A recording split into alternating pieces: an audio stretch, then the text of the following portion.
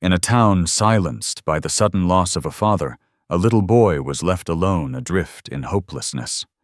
Just as fear seemed ready to swallow him whole, a German shepherd appeared, steady, watchful, unflinching. From that moment, the loyal dog became a shield between the boy and the hidden dangers of the world. Hidden among the boy's few treasured belongings was a key capable of unlocking a truth darker than anyone could imagine. Whatever the shepherd revealed would change everything. "Were you ready to hear it, Cody?" Rivers was only 5, yet he carried a silence. No child should ever know.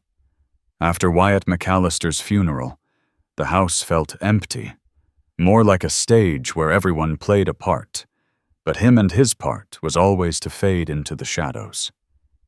Evelyn Cross. His stepmother never needed to raise her voice.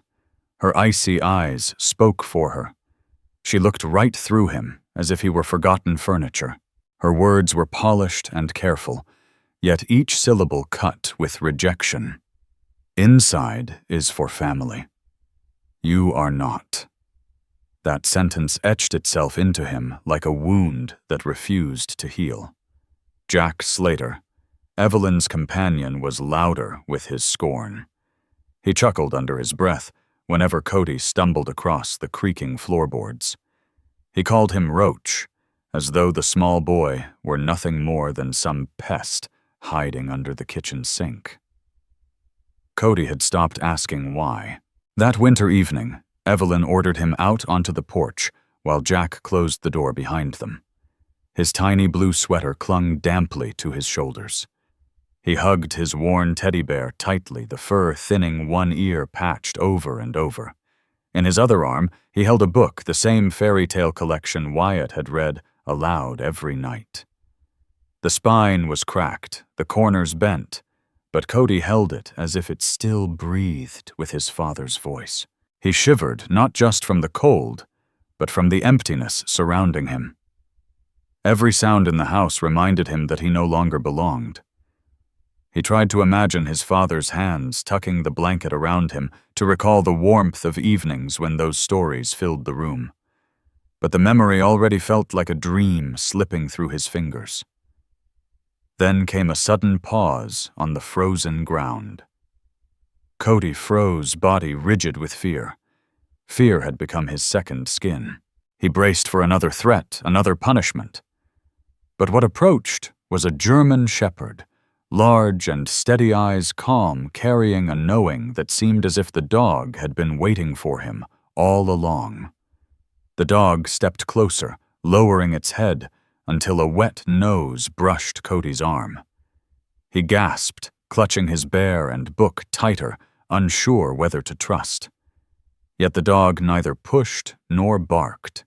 It simply stayed close, warm breath mingling in the cold air. Cody's trembling eased little by little. He whispered a silent thank you unheard by anyone but the animal.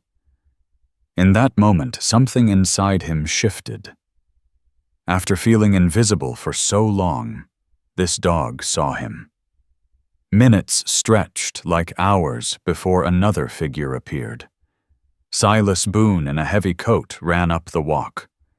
He had been alerted by a neighbor worried about the boy left outside. His eyes took in the child, the book, the teddy bear, and the dog pressed close against him. Silas bent down slowly. "Hey there," he said gently. "Name's Silas. You must be cold." Cody did not answer at first. He buried his face in the thick fur beside him. Rex gave a low growl, not of threat, but a warning. "Be careful with him," Silas murmured, holding his hands open, showing no harm. "You're safe now. What's your name?" The boy lifted his head, lips trembling. "Cody."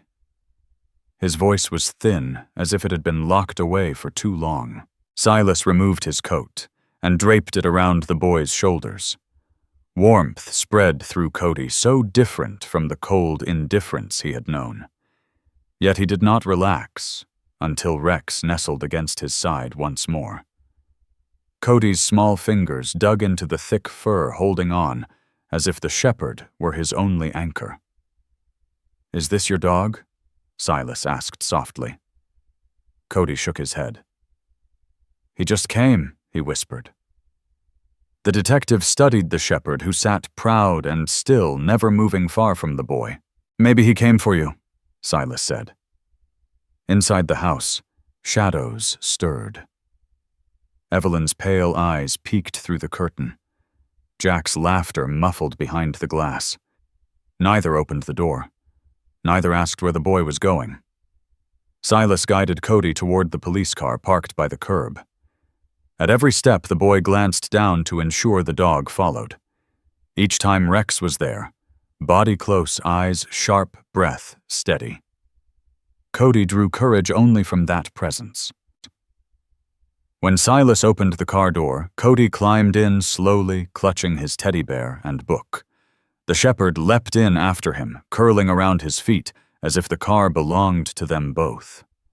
For the first time since his father's death, Cody's eyelids began to close. The warmth from the heater, the weight of Silas Boone's coat, and the steady press of Rex's fur against his hands wove together like a gentle lullaby. Cody whispered something only the dog could hear. "Don't leave me." Rex rested his head lightly against the boy's knee. A silent promise, stronger than any words. Cody sank into sleep, still clutching his book, and Teddy wrapped in the trust that the dog would keep the darkness at bay. Silas watched from the front seat, hands firm on the wheel, mind heavy with questions. Who were Evelyn and Jack really? What secrets lay hidden in that house? Why had the boy been cast aside like trash after his father's funeral? For now, Silas let Cody rest. Answers could wait. The ride back to the precinct was quiet. Cody drifted into half-formed dreams where Wyatt McAllister's voice read fairy tales once more, and the courage he would later call by name stood guard at the edge of each page. The station's warmth surprised him. Vents pushed dry air through the hallways, carrying faint traces of coffee and dust. But the air's warmth could never match the warmth of heart. Cody still sat stiffly on the chair Silas offered book, and Teddy pressed close. His eyes flicked to every opening door, every echoing footstep. Rex lay at his feet, chin on his paws, ears twitching at every movement. The dog's presence held Cody together. Without him, the room would have swallowed the boy whole. Silas sat across from him, voice soft, careful not to break the fragile quiet. "Cody, I need to understand. Can you tell me what happened at home?" The boy looked down, his voice barely a whisper. "She said I don't belong." Silas's chest tightened. He'd heard those words in too many variations from too many children abandoned by the very people meant to protect them. He wanted to reach across the table, but trust was fragile. Instead, he glanced at the dog. "Your friend here seems to understand you," Silas said gently. "Has he been with you long?" Cody shook his head. "He just came." Silas nodded slowly. "Then maybe he came because you needed him most." For a long moment, Cody said nothing. Then, as if afraid the words might vanish, he added, "He makes the quiet not so big." Silas jotted a note on his pad, though his mind was already racing elsewhere. That house, that stepmother, that man smirking as the child froze outside. Something was wrong, far beyond neglect. Cody's gaze fell again to the book clutched tight in his small hands. Its cover was frayed edges softened by years of turning pages. "What's that?" Silas asked softly. "My dad's book," Cody whispered. His fingers brushed the pages as if they were sacred. He read it every night. Silas leaned forward. "Can I see?" The boy froze, chest rising fast with panic, as if the request itself were a threat. Rex lifted his head, sensing the change, growling low. Cody hugged the book tighter. No. If you take it, I won't hear him anymore. Silas raised his palm, voice calm.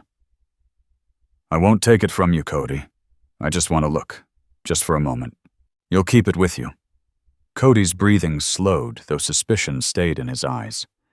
Finally, with trembling fingers, he slid the book across the table, but kept his teddy close. Rex's gaze followed every movement, tail stiff on the floor. Silas handled the book gently, turning it over, noticing the spine had been clumsily mended. As he ran a thumb along the crack, something shifted inside. Not the shuffle of paper, but the hard scrape of metal. Strange, Silas murmured.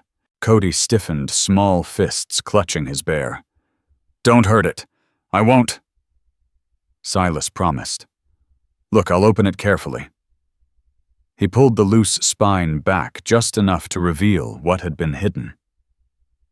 A small silver key, flat and cold, slipped out and landed on the table with a faint clink.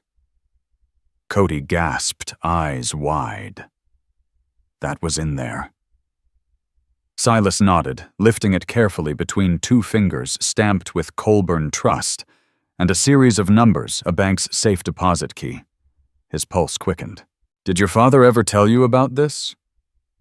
Cody shook his head, confusion plain. He only said, keep the book safe. Silas felt the weight of those words like a stone. A dying father, aware of hidden threats, had trusted only his son to guard the secret. Cody's lower lip trembled.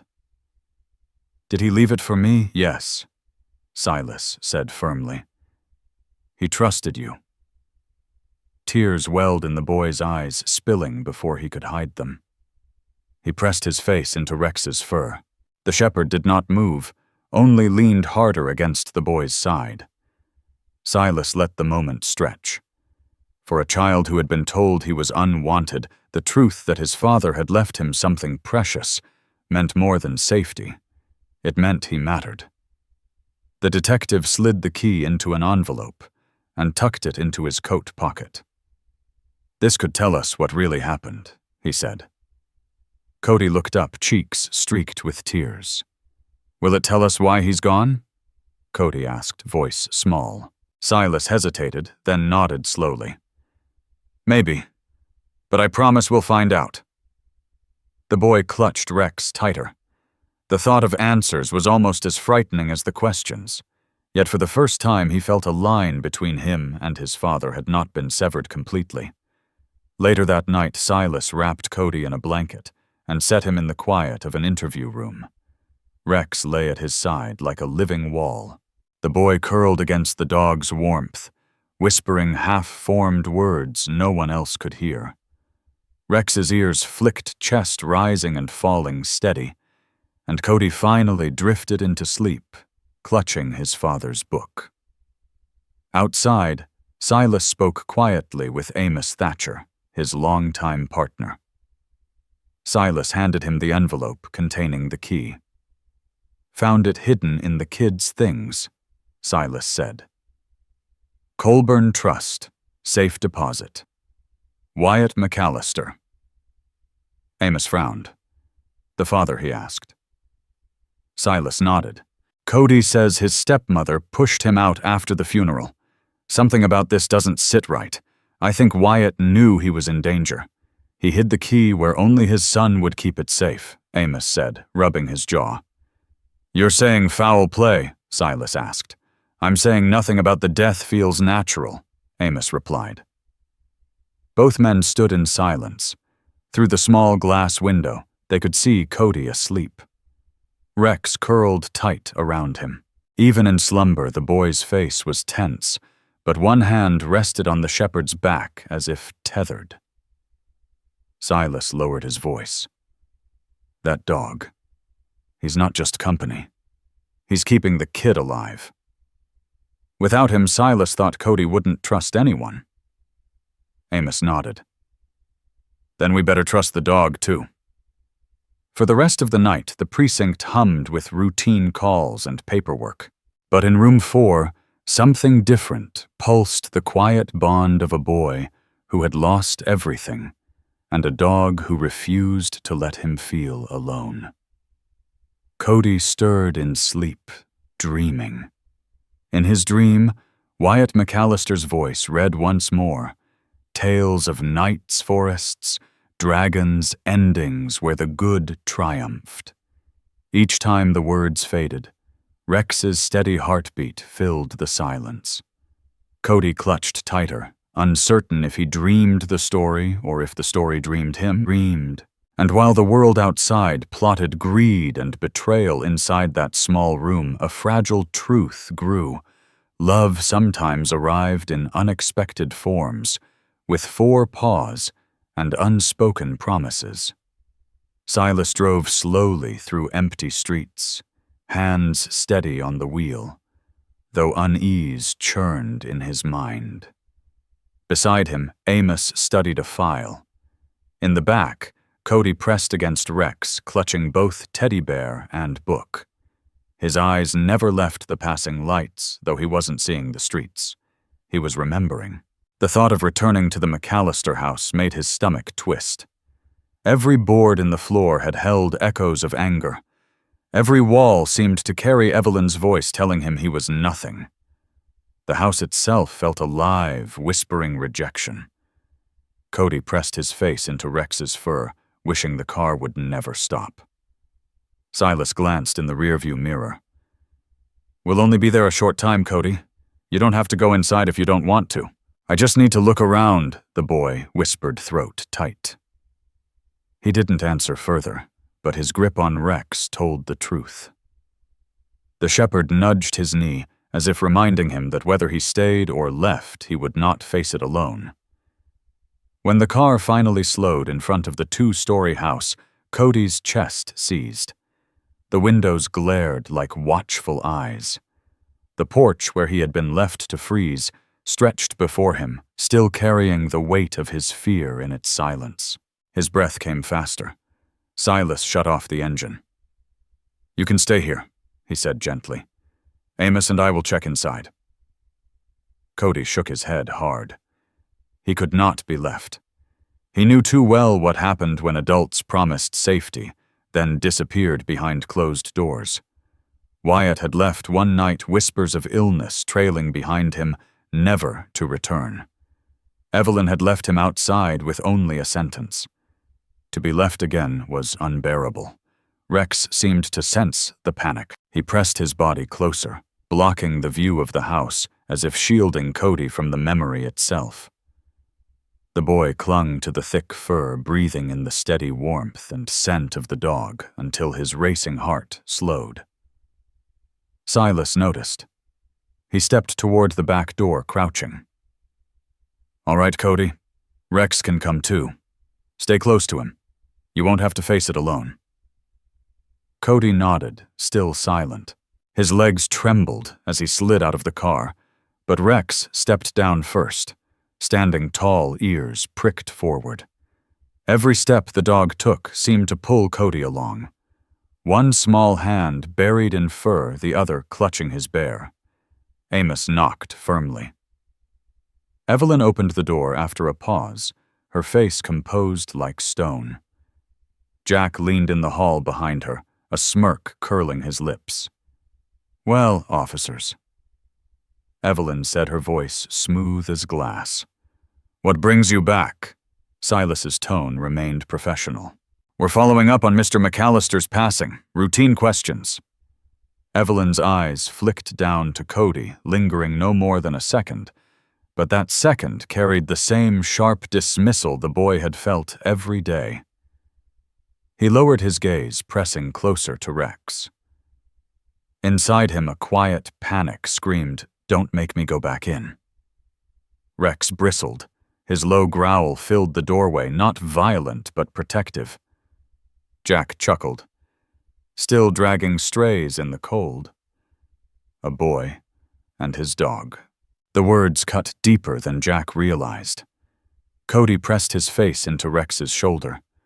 The shepherd stood like stone, steady and unwavering, and in that certainty Cody found breath again. Silas kept his voice calm. "We'll only be a few minutes." Evelyn opened the door wider, though reluctance clung to her movements. Silas and Amos stepped inside.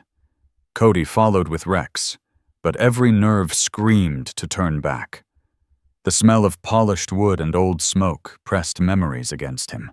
He remembered doors slamming, muttered insults, the chill of the porch when the door closed. His hand tightened around Rex until his knuckles ached. The dog slowed his steps, matching the boy's pace. Amos began asking questions in the living room about Wyatt's health his final weeks. Evelyn answered with practiced sorrow, Jack with impatience. Cody listened heart-pounding, knowing every word was a lie. He remembered his father coughing, sudden shouts, the sound of glass breaking. He remembered Evelyn's footsteps after the shouting stopped. His chest felt heavy. He wanted to speak, to shout the truth, but fear locked his voice. What if they hurt him more? What if no one believed him? Rex nudged his leg, sensing the storm inside him. The dog's eyes stayed steady, saying without words, "I believe you. I'll keep them away." Cody breathed again, though tears pricked his eyes. Silas moved toward Wyatt's old study. Cody froze at the doorway. The desk still carried his father's scent, in memory, the faint trace of ink and tobacco. For a moment he imagined Wyatt sitting there reading aloud, turning pages of the fairy tale book. Then the vision vanished, leaving emptiness that cut deeper than any cold. Rex stepped between Cody and the desk, as if blocking the pain. The boy crouched down, wrapping both arms around the dog's neck, letting silent sobs shake through him. Silas glanced back, jaw tight, but let the boy be. Some grief needed space. Evelyn's voice rang sharp. "Is this really necessary? My husband died of illness. He was weak for months." Amos studied her, the scar on his chin tightening. "Funny, the medical chart shows sudden decline in a matter of days. Care to explain that her lips pressed thin?" Jack crossed his arms, glaring. Cody's stomach twisted. He knew danger lived in those eyes. He wished his father were here. He wished someone else could bear the weight. But when he looked down, Rex carried it already. The shepherd's chest rose strong, unafraid. Silas returned with a small box of papers. He tucked them into an evidence bag. "We'll need to review these." Evelyn's tone sharpened. "You have no right." "We have every right," Silas interrupted firmly. Cody flinched at the raised voices. Memories of his father's cries, the silence after, flooded him. He buried his face in Rex's fur. The dog pressed against him, holding steady, refusing to move, though the room swelled with tension. Finally, Silas signaled, "We're done here for now." They stepped back into the night. The door closed with a finality that eased Cody's chest. He drew a shaky breath, pressing his cheek against Rex's head. "I didn't want to go back," he whispered. Rex licked his hand once, a small gesture, but to Cody, it meant more than words. Silas crouched beside them. "I know it was hard. You did well." Cody only looked at Rex. It wasn't Silas's praise that steadied him, but the dog's silent promise. He had been forced back into the house of fear, yet he had not faced it alone. With Rex at his side, he began to believe he never would again. Night settled heavy over the precinct. The building hummed with ringing phones, the whir of printers, and the shuffle of tired officers finishing paperwork. But in the small interview room at the end of the hall, time seemed to slow. Cody sat cross-legged on the chair, the fairy tale book clutched to his chest. Rex lay across the floor beside him, head tilted, watching every twitch of the boy's fingers. Cody had barely spoken since they left the McAllister house. His silence wasn't peace. It was the weight of carrying too much. Silas noticed it. Amos noticed it too. Even Clara Whitlow, the social worker who came in later, saw the burden on his small shoulders. Silas sat down, placing 2 cups on the table. Warm milk for Cody, bitter coffee for himself, and took the seat across. "It's late," he said softly. "You should try to rest." Cody shook his head, eyes locked on the book. His hands traced the bent corners pages, worn smooth from years of bedtime stories. Finally, in a voice rough with memory, he whispered, "He used to read every night. Even when he was tired. He never stopped." Silas leaned back, letting the boy speak at his own pace. Cody's eyes filled, blinking hard to keep the tears at bay. He said stories keep the dark away. He said if I was scared, I should open the book and hear his voice. He hugged it tighter. I still hear him sometimes before I fall asleep.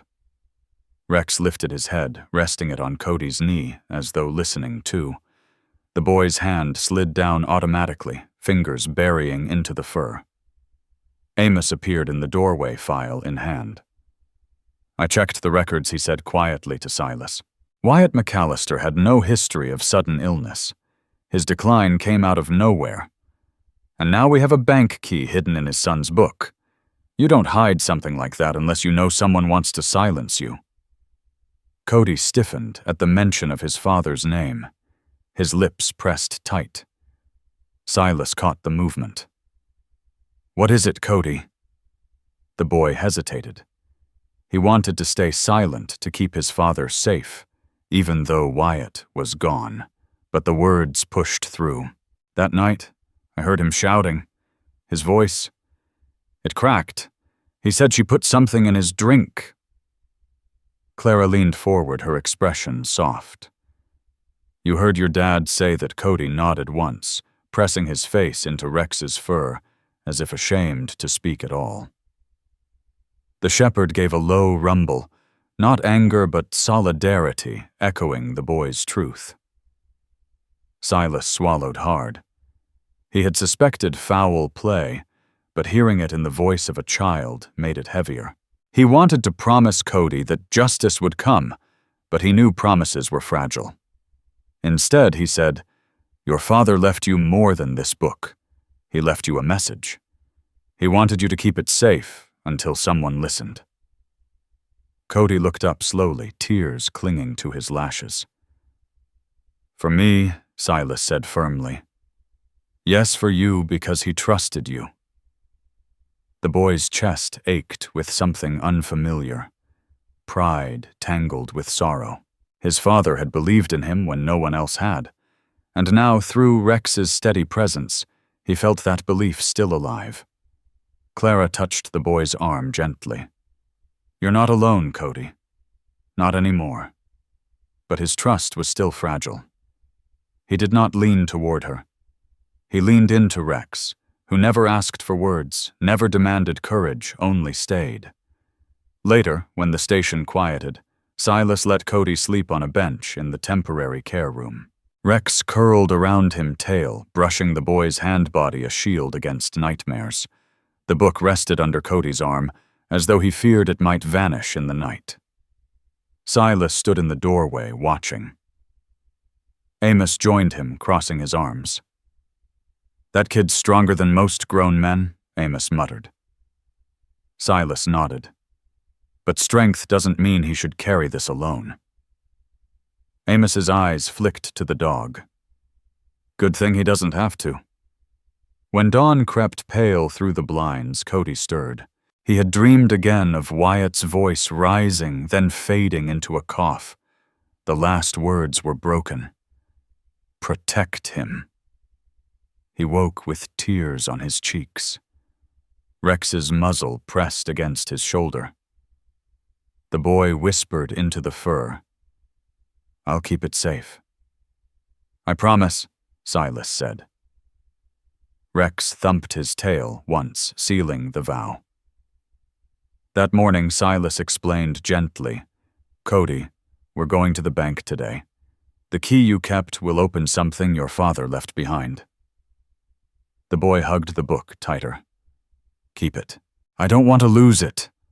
You won't lose it, Silas said. You'll still have the book, but your father wanted us to find what he hid. He trusted you to show us. Cody's heart pounded. The thought of handing over the key felt like letting go of the last thread of his father. Cody looked down at Rex, desperate for guidance. The dog met his eyes calm and steady. Cody drew a shaky breath and nodded. The visit to the bank would come later, but the decision was made here, in the quiet morning between a boy, his dog, and the memory of a father who refused to be silenced. For Cody, the book was no longer just a story. It was a message, a bridge between past and present. Every night, Wyatt McAllister had read to him, and hidden inside those pages had been the key to the truth. Pressing his face against Rex's neck, Cody realized stories were not just for keeping the dark away. They were also for carrying light forward light. His father had left a flame for him to guard. The morning felt heavier than the night. Cody sat in the back of the unmarked car, knees pulled tight to his chest. The fairy tale book clutched against him. Rex pressed close on the seat, filling the small space with warmth. The steady sound of the dog's breathing kept the boy from falling apart.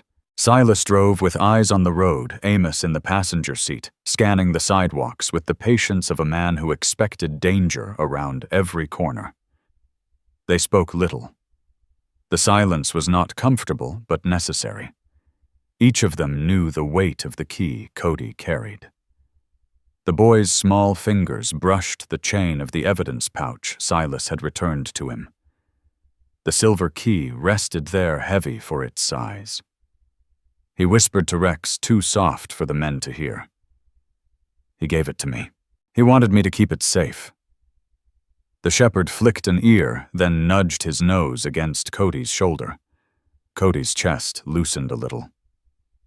At Colburn Trust Bank, the marble floors and tall counters loomed like something from another world. Cody hesitated at the door, shrinking back.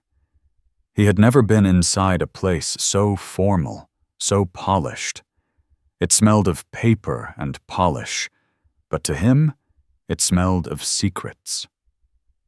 Silas crouched beside him. You don't have to be afraid. This is your father's. You're only opening what he wanted you to see.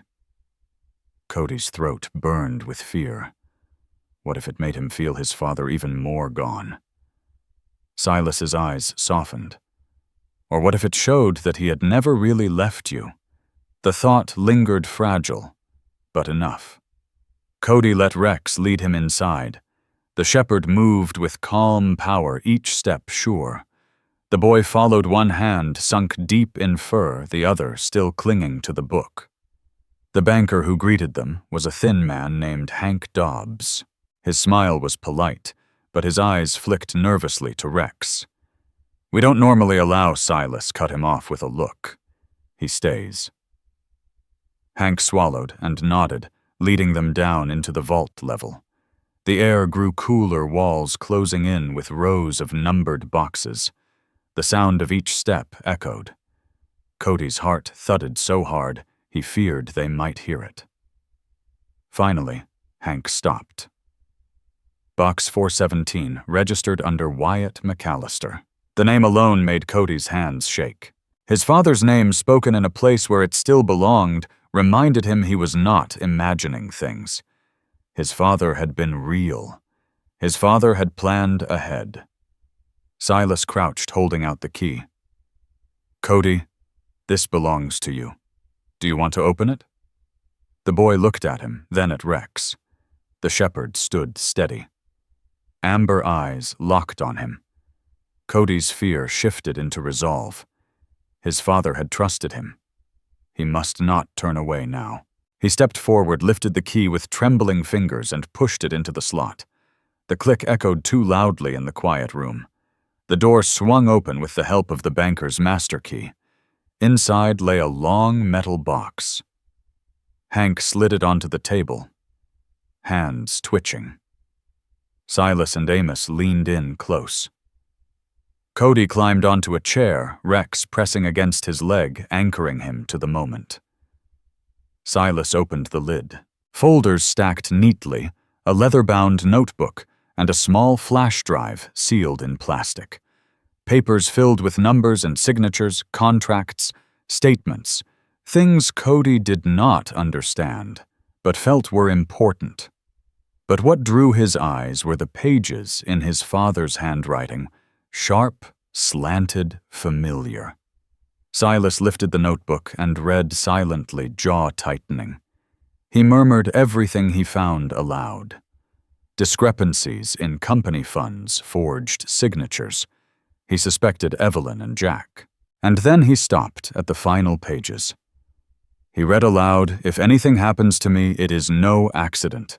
Proof enclosed. Protect my son." Cody's breath caught. Tears blurred the letters as he leaned closer. His father's voice filled his head not from memory, but from the written words. Protect my son. The words felt alive, directed at him, as if Wyatt McAllister were still standing just behind him. Cody's lip trembled. He hadn't just been left. Silas turned to him, voice firm. No, he fought for you even when he knew the danger. This was his way of staying with Cody. The boy's chest broke open with sobs. All the nights he had believed his father had simply abandoned him, every ounce of shame Evelyn's cold eyes had forced onto him cracked under the truth.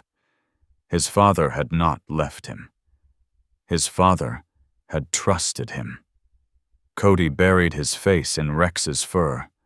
The shepherd stayed still, letting the tears soak into his thick coat. His tail brushed gently against Cody's leg, a steady rhythm that told him it was okay to cry. Okay to let the grief spill out. Amos sealed the flash drive and papers in evidence bags. He watched the boy and the dog, his usual sternness softened. He's carrying his father's fight now, Amos said quietly to Silas. But he shouldn't carry it alone. No, Silas agreed. He won't. When the box was closed again, Cody clung to his book, whispering into the pages, as if Wyatt could hear him. I'll keep the light, Dad. I'll keep it safe. On the way back up the stairs, his steps were heavier but steadier. Rex walked close, their bodies brushing with each stride. The shepherd's eyes scanned every shadow posture, calm. To Cody, it felt as if Rex carried half his weight without even trying. Outside, the sky hung gray, the air sharp. But inside Cody's chest, something new stirred. It wasn't relief.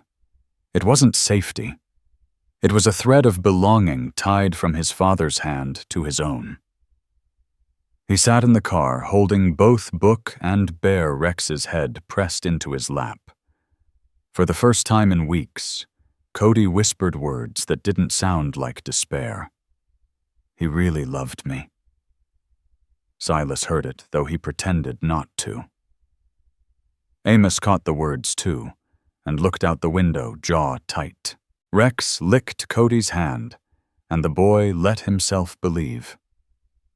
The car ride after the bank felt different than the one before. When they had gone in, Cody's fear had been sharp loud in his chest.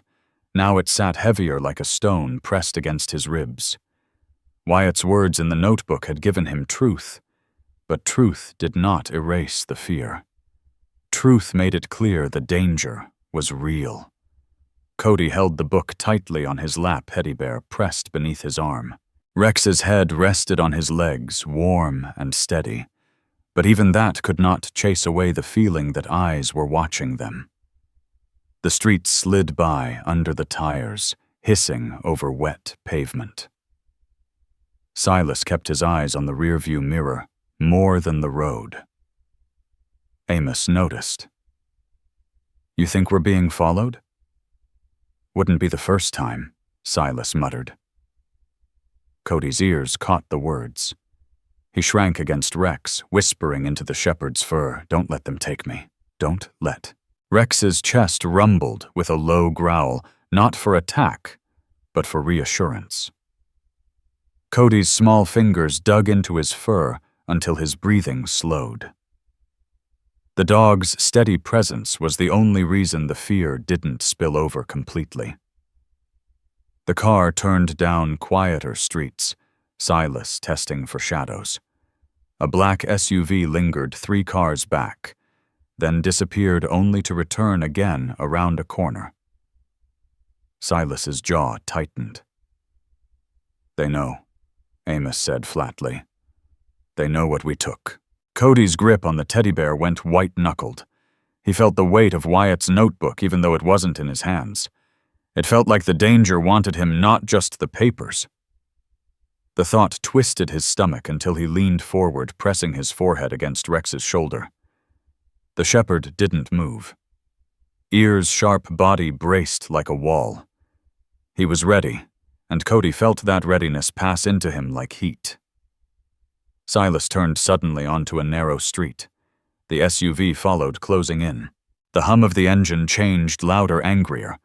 Cody gasped, but Rex barked deep and fierce, filling him with a strange sense of safety even within the fear.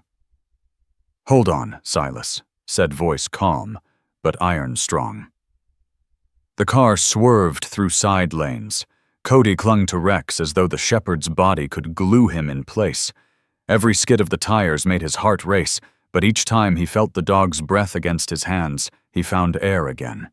Finally, after a string of turns, Silas slid the car beneath an old bridge and cut the lights. Silence rushed in, broken only by the tick of the cooling engine.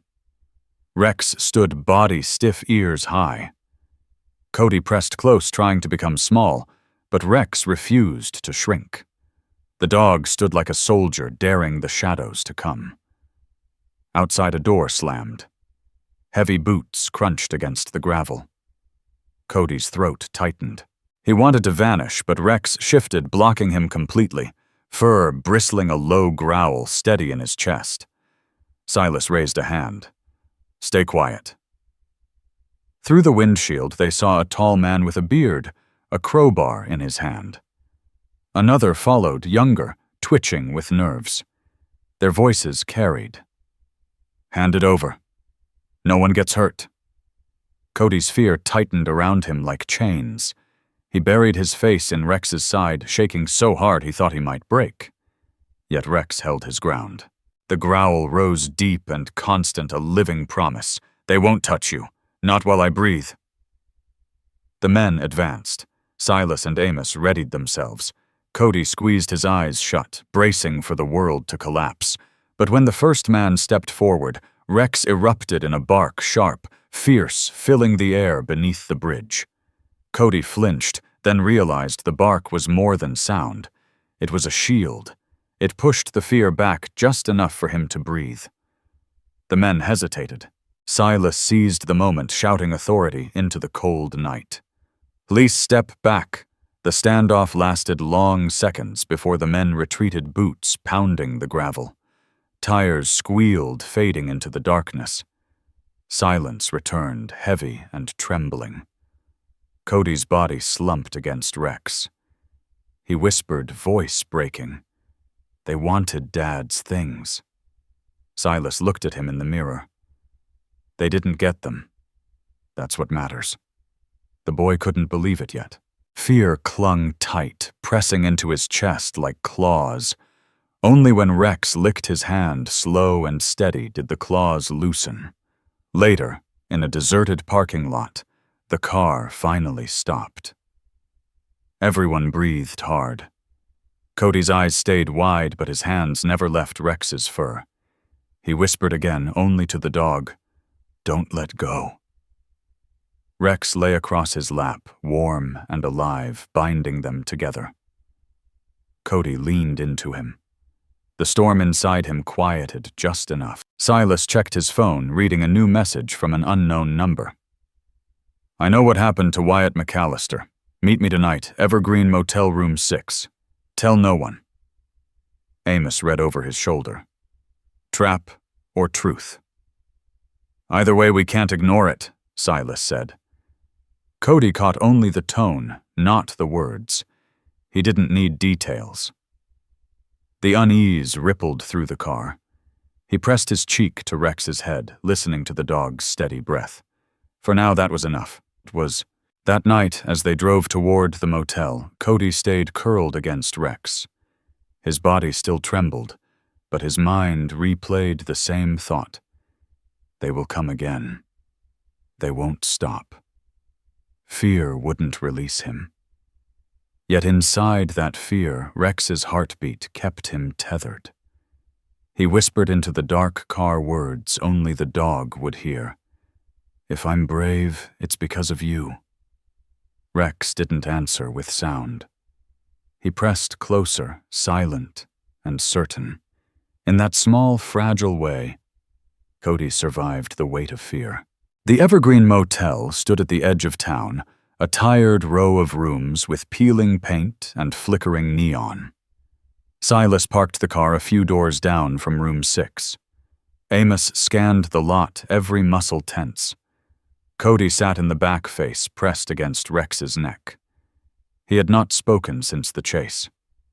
His silence felt heavy, not just fear, but exhaustion from carrying more than a child should. Silas crouched at the open car door. "Cody, you're going to meet someone who says they knew your father. You can stay here with Rex if you want. I'll keep the door open so you can see me." Cody shook his head. He could not be left behind again. Every time adults said stay, he had been left with nothing but cold.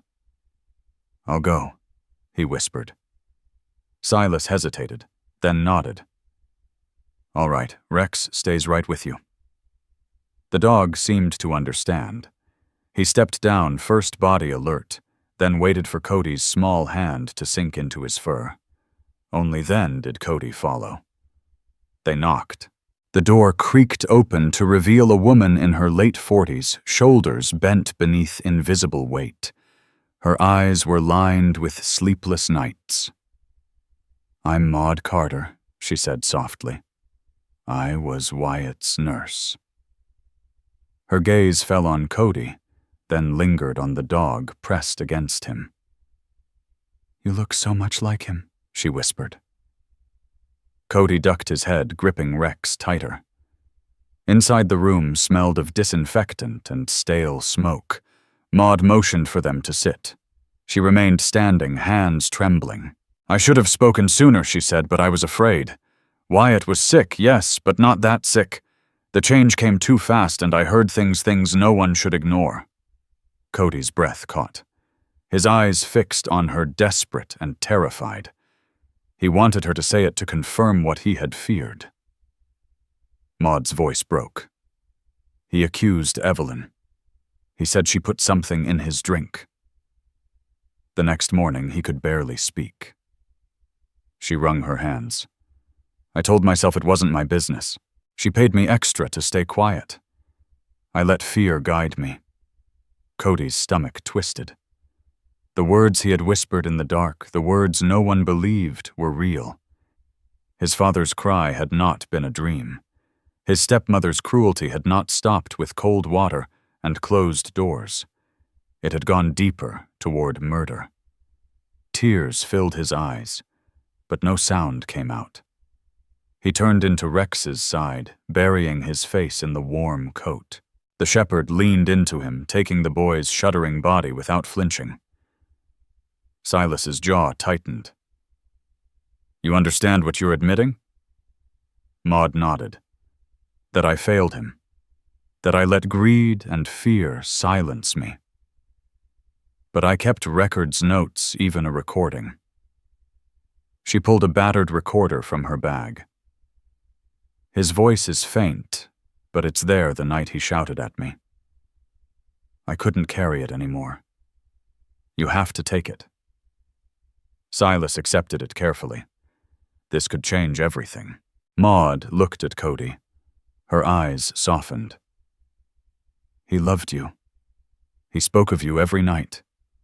You were the reason he fought to hold on." Cody's chest cracked open. He sobbed quietly, clutching Rex so tightly the dog shifted to keep balance.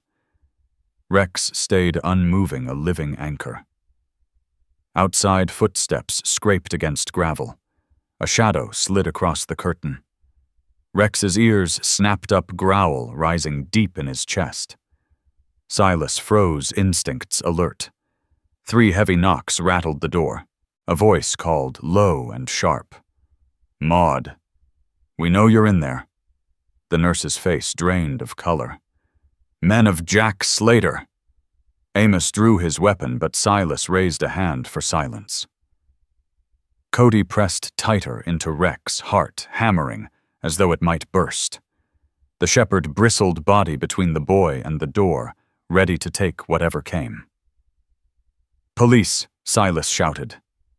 "Leave now." For a moment. Silence. Then footsteps retreated fast, tires squealing in the lot. The room exhaled, as if it had been holding its breath. Cody shook violently, but Rex pushed against him, tail brushing his leg, reminding him he was not alone. Maud's hands trembled as she shoved her notes and the recorder into Silas's hands. "I can't stay here.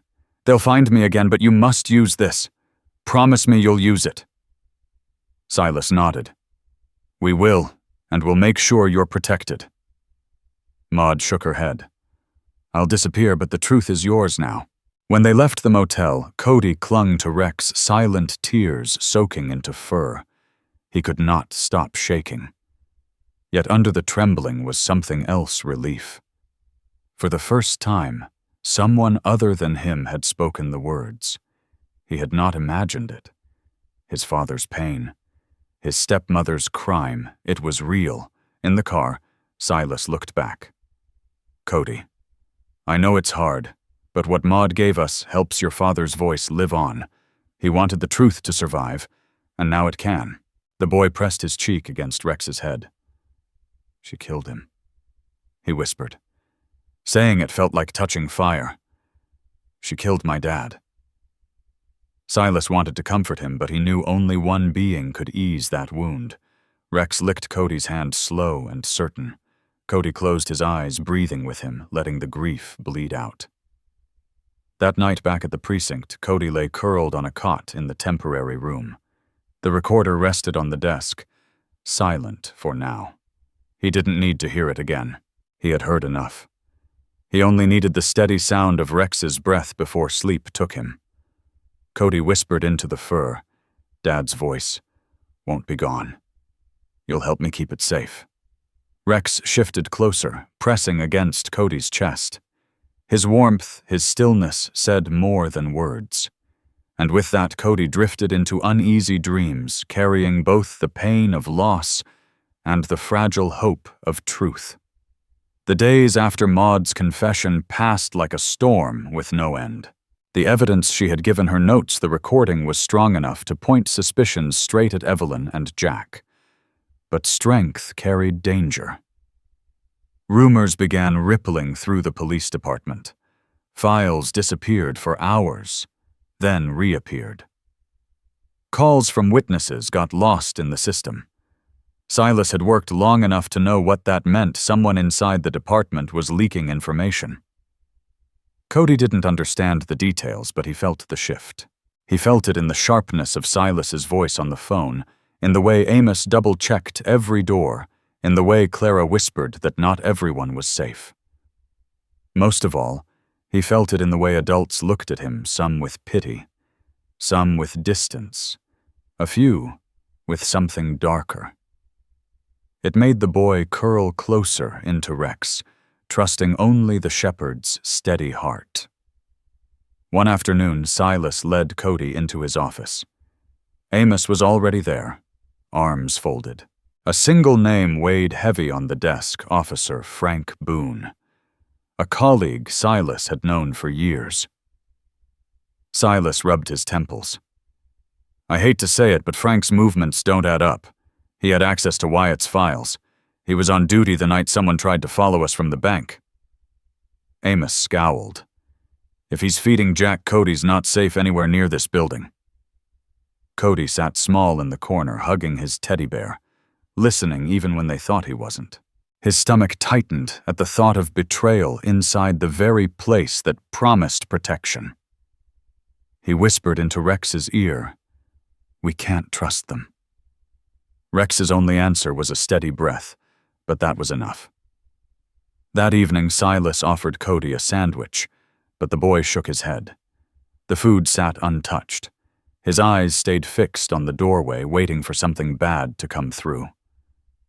Rex lay across his feet like a heavy blanket, grounding him to the floor. When Clara visited, she knelt to Cody's level. "You're safe with us," she said softly. "No one will hurt you here." Cody wanted to believe her, wanted her voice to wrap around him like his father's had, but memories of doors slamming, of sweet words that cut deep, were too strong.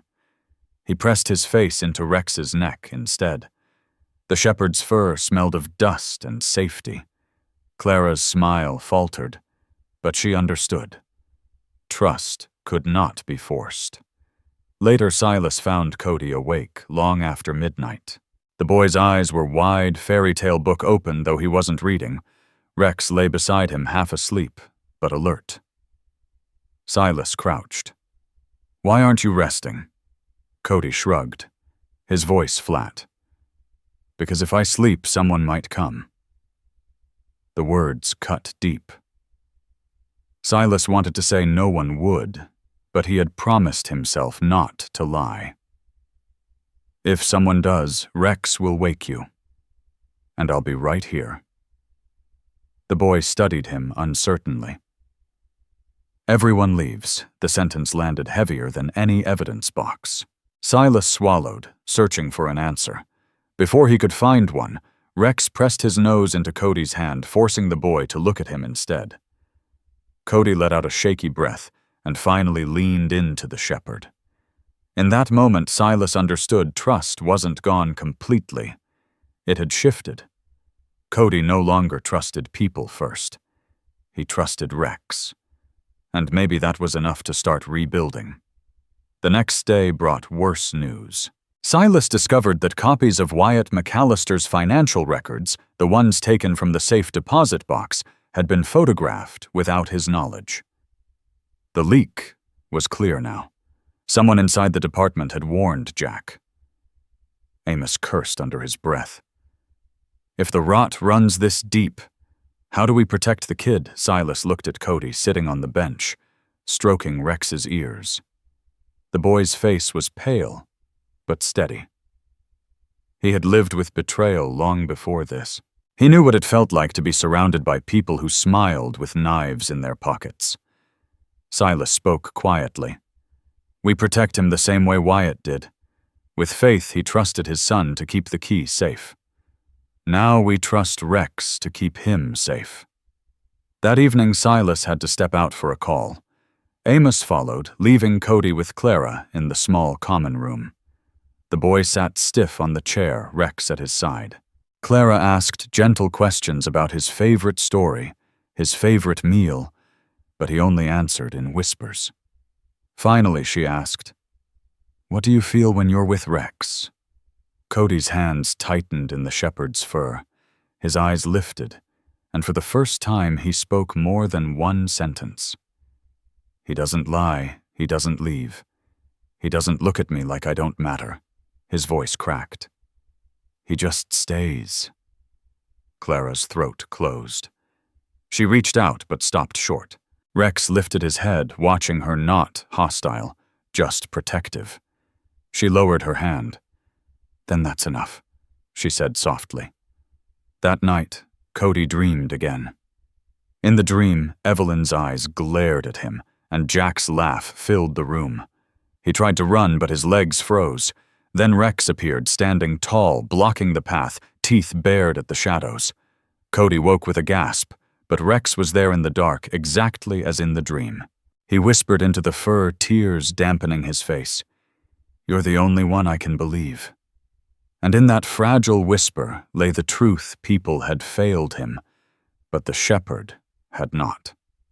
Silas and Amos kept working through the night, piecing evidence together, following leads, arguing about who they could still trust. But in the quiet of Cody's small room, Rex guarded his sleep. Every breath the dog took was a vow that trust, though broken in people, still lived in the bond between a child and his dog. The courthouse smelled of polished wood and nerves. Cody's small hand clung to Rex's collar as Silas led him through the heavy doors.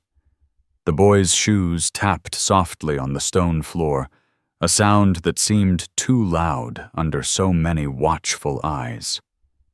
Every adult gaze felt sharp measuring. But when he looked down, Rex's steady body anchored him, guiding his steps forward. Inside the courtroom, Evelyn sat at the defendant's table dressed in a gray suit that made her look colder than stone. Beside her, Jack's posture was restless jaw, tight fingers drumming against the table.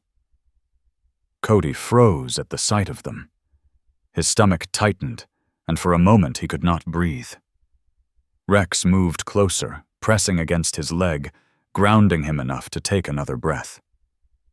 Clara Whitlow bent down, whispering, "You don't have to be afraid, just tell the truth, that's all." But truth was heavy, and Cody was only a child. He buried his face briefly in Rex's fur, whispering into the shepherd's ear, "Don't let me fall." The trial began with voices that seemed to echo forever, the prosecutor Eli Cormack laying out the charges, the defense trying to cut them down. Words like fraud, poison, premeditated big words Cody did not fully understand, but felt deep in his bones. Then came the moment everyone had been waiting for. Eli rose and said clearly, "The prosecution calls Cody Rivers to the stand."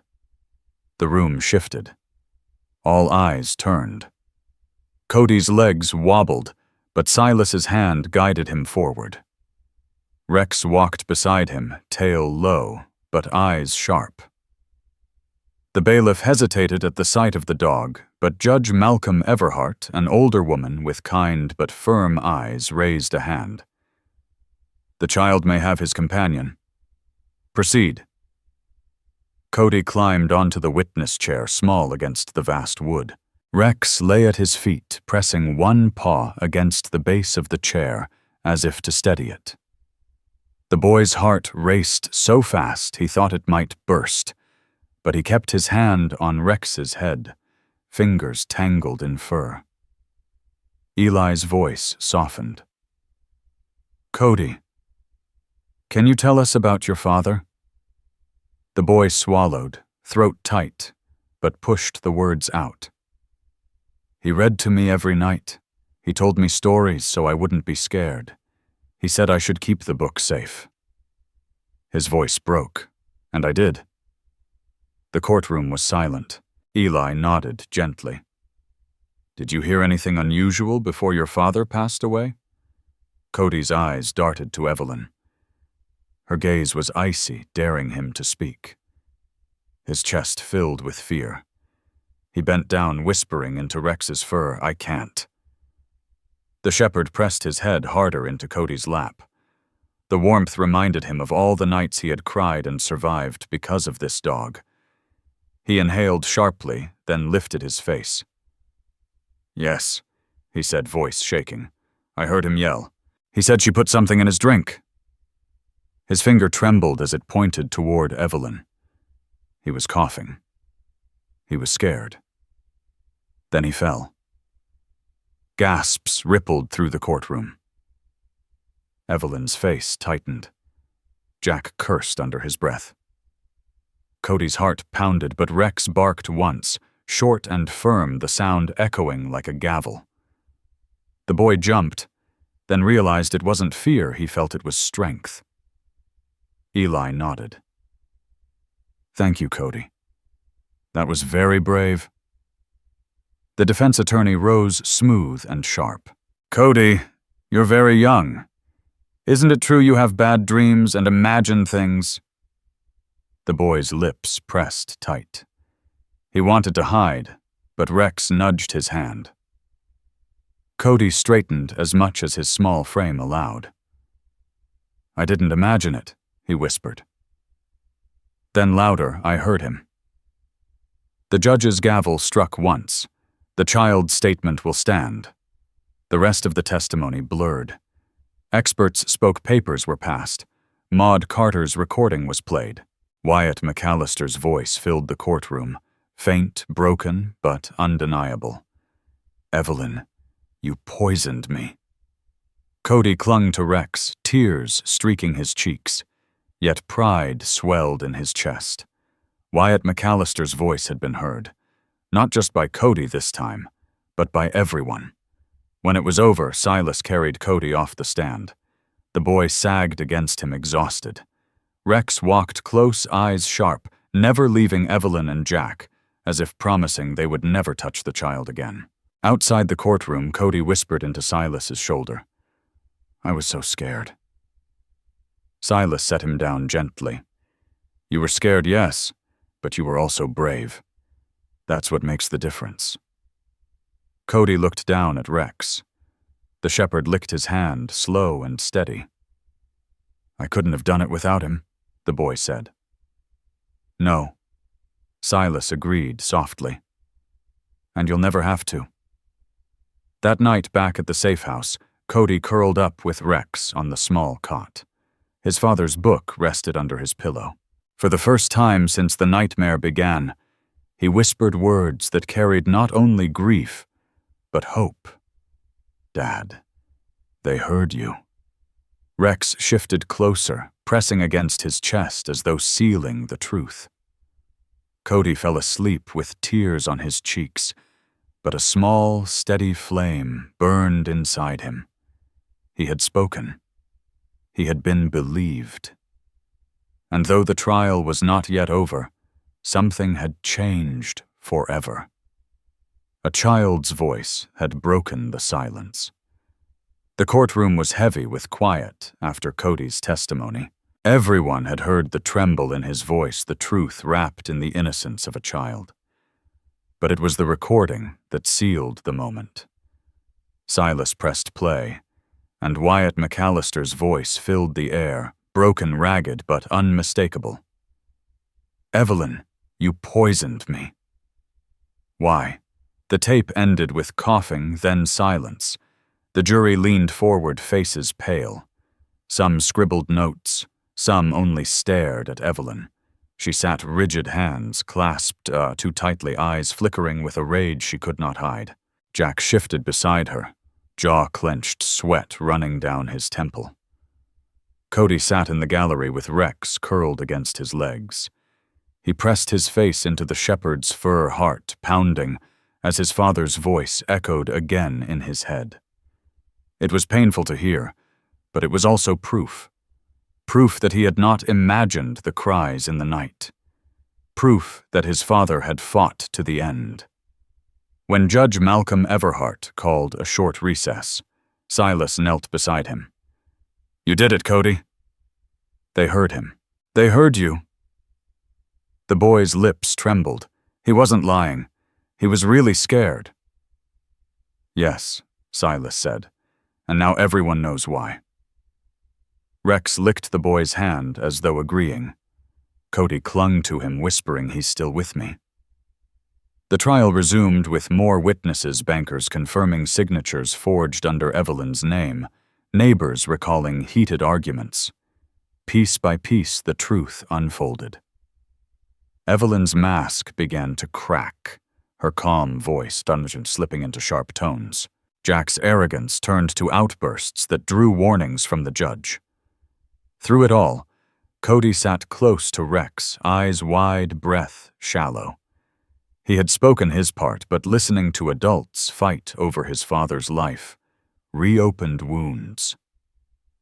Each time he flinched, Rex pressed closer, his body a barrier between Cody and the world. At one point, the defense lawyer tried to argue that Wyatt's illness was sudden and natural, but Silas rose with the notebook in hand. He read Wyatt's final words aloud. "If anything happens to me, it is no accident. Protect my son." The words broke through every doubt. The courtroom fell silent, and Cody's tears slipped freely. Rex shifted, resting his head on the boy's lap. Cody stroked the fur with shaking hands, whispering, "He wanted me safe." When closing arguments came, Eli spoke with fire. "This is not just about money. This is about betrayal. A husband poisoned in his own home. A child cast out into the cold. The courage of that child has brought us here. Do not let his father's last words go unheard." Cody's heart pounded at the courage of that child. He didn't feel brave. He felt small, broken. But Rex's eyes told him otherwise, calm, steady, reflecting strength he did not know he had. The defense sputtered with desperate claims, but the weight of evidence was too strong. When the jury finally left to deliberate, the room buzzed with tension.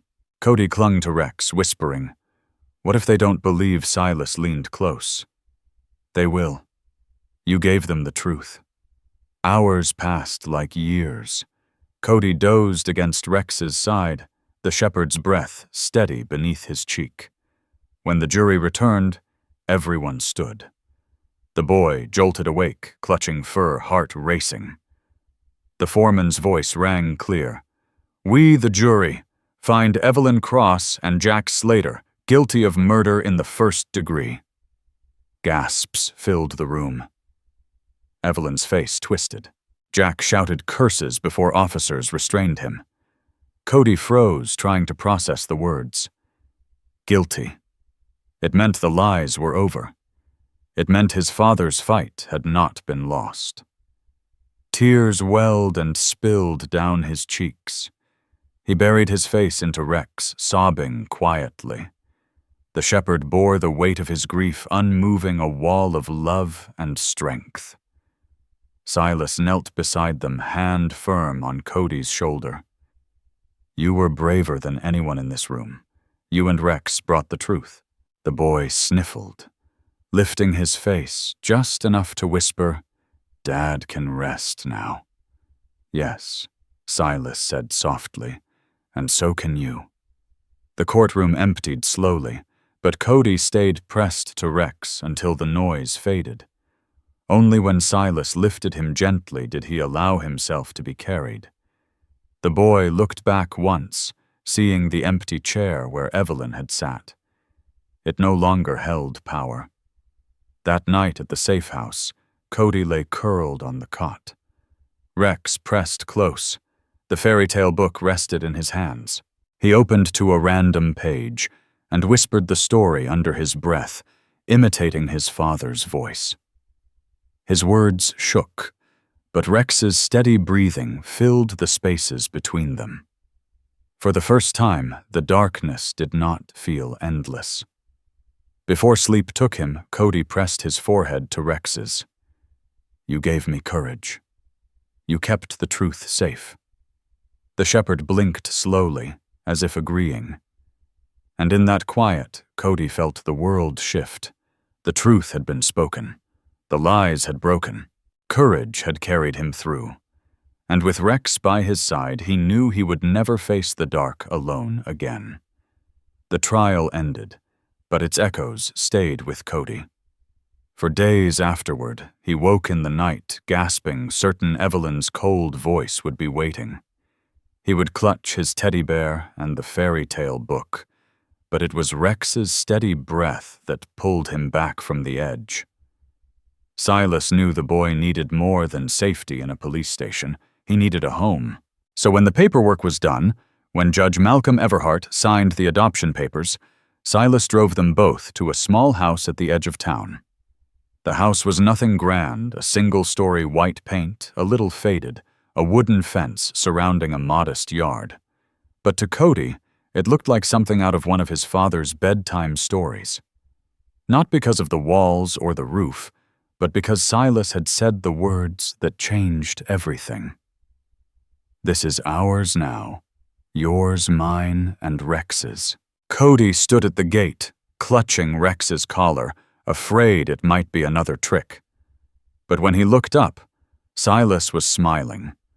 Not the false smile adults wore when they wanted something, but a smile that said he was staying.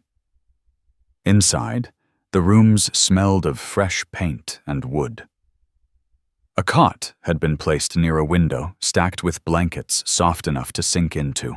On the wall above it, Silas had hung a frame, a photograph of Wyatt McAllister, Cody's father, smiling in a moment of life before it all unraveled. The boy's throat tightened. He reached up with small fingers and touched the glass. "Hi, Dad," he whispered. Rex sat beside him, tail brushing the floor as if greeting the photo, too. Silas put a gentle hand on Cody's shoulder. "He's still part of this home." That night, Cody lay in the new bed, Rex stretched across the floor close enough to touch. The fairy tale book and teddy bear rested beside him. For the first time since his father's death, he felt something stir inside his chest that wasn't fear. It was small, fragile, but real. It was safety. He whispered into the dark, "We have a home now." Rex lifted his head, gave a soft huff, and lowered it again, content. Cody smiled through the tears that came anyway. Days turned to weeks. Cody began to learn what ordinary life felt like. Mornings with cereal at the kitchen table. Silas reading the paper, Rex curled at their feet. Afternoons in the yard where the shepherd chased him in circles, the sound of laughter echoing where once only silence lived. At first, Cody moved cautiously, as though happiness might vanish if he stepped too loudly. But each day, the fear loosened its grip. Each night, he slept deeper, knowing Rex stood guard. He still missed his father. He always would. Always. Sometimes he sat on the porch steps, book open, reading aloud the words Wyatt had once spoken to him. His voice was shaky, but Rex always stayed beside him, listening as if the stories mattered just as much to him. One evening, Silas joined him on the steps. The sun dipped low, painting the sky with soft colors. Cody looked up and asked, "Will?" It always hurt, Silas thought for a moment. "Yes," he said, "but hurt can live beside love, and love will grow bigger." The boy rested his head against Silas's arm. Rex laid his chin on Cody's lap. And for the first time, Cody felt not just like a survivor, but like someone who belonged. The seasons shifted. Winter melted into spring. Flowers pushed up through the soil along the fence. Cody planted some with Silas's careful hands, scooping dirt, while Rex dug his own messy holes until they both laughed. Neighbors stopped by bringing cookies or waving from across the street. At first, Cody hid behind Rex, but soon he began to wave back his smile, shy but real. The boy who once believed everyone would leave was learning that not everyone did. At night, when the wind rattled the windows, he still woke, sometimes heart racing, but he never woke alone. Rex was always there, pressing close until his heartbeat steadied. On those nights, Cody whispered the same words, "Thank you for staying." One spring afternoon, Silas handed Cody a small collar tag engraved with a name. The boy read it aloud, voice proud. "Rex," he said, bending down and fastening it onto the shepherd's collar. The tag caught the sunlight. "Now everyone knows your name," Cody added, hugging the dog tight. Rex wagged his tail as if he already understood. Silas watched from the porch chest, warm. The boy had come far. Fear would never vanish completely, but courage had grown beside it. And courage, Cody realized, had a name, Rex. Months later, Cody lay in bed, the fairy tale book open. He had learned to read more of the words himself, stumbling sometimes, but determined. Rex's head rested on the edge of the mattress, listening. Cody smiled, closing the book. "Dad's stories kept the dark away, but now you keep it away too." He kissed the shepherd's head, whispering, "You're my story now."